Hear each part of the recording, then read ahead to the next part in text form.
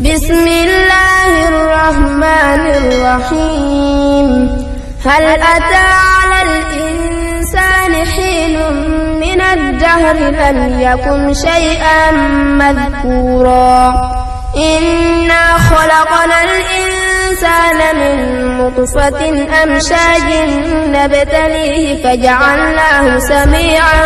بصيرا إنا هديناه السبيل إما شاكرا وإما كفورا إنا أعتدنا للكافرين سلاسل وأغلالا وسعيرا إن الأبرار يشربون من كأس كان مزاجها كافورا عينا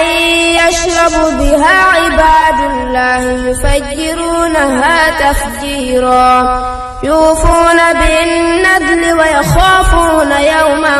كان شره مستطيرا ويطعمون الطعام على حبه مسكينا ويتيما واسيرا إنما نطعمكم لوجه الله لا نريد منكم جزاء ولا شكورا إنا نخاف من ربنا يوما عبوسا قمطريرا فوقاهم الله شر ذلك اليوم ولقاهم نضرة وسرورا وجزاؤهم بما صبروا جنة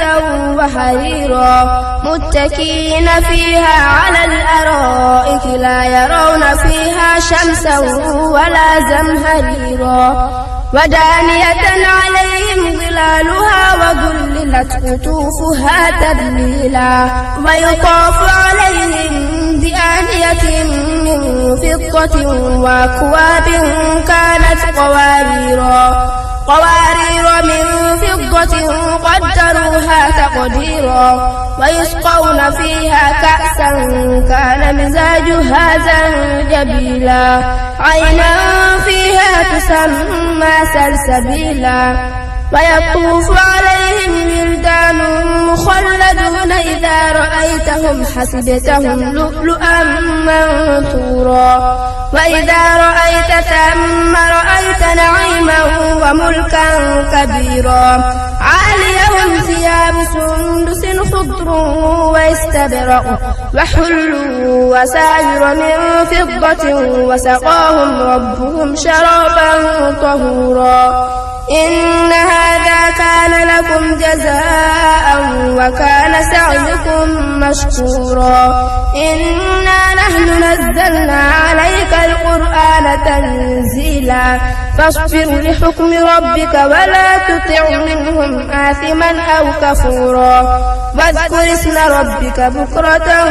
وأصيلا ومن الليل فاسجد له وسبحه ليلا طويلا إن هؤلاء يحبون العاجلة ويذرون وراءهم يوما ثقيلا نحن خلقناكم وشددنا أسرهم وإذا شئنا بدلنا أمثالهم تبديلا إن هذه تذكرة فمن شاء اتخذ إلى ربه سبيلا وما تشاءون إلا أن يشاء الله إن الله كان عليما حكيما يدخل من يشاء في رحمته